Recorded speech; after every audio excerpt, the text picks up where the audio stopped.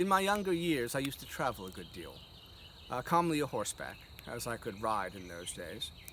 And back in, I think it was 46, I was journeying to Boston to visit my family.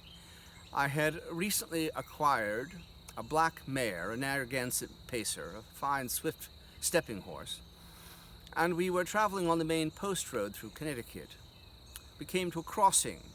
A small lane went off to the side, and the horse, for some reason, took it into her head to take the turning. Now, I did all I could to persuade her to keep to the main road, but she would not do so. And at last I began to be curious as to why it was that she would so lead me astray. And so I gave her her head and allowed her to go where she wished.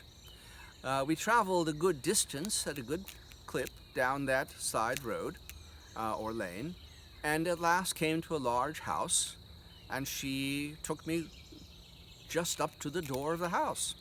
Now, as we approached the house down the lane, I could see the faces of the family within, looking out, wondering who this stranger was approaching their house.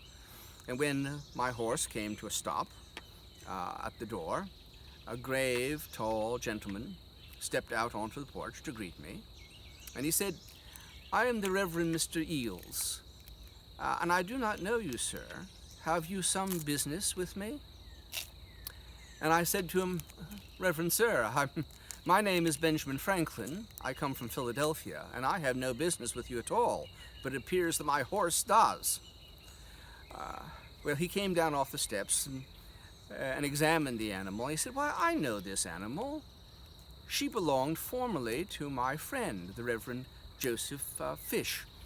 I had heard that Mr. Fish had sold her. I did not know to who, but he used to come here frequently to visit me and my family on this very mare, and she no doubt assumed when she came to our lane that must needs be your destination also."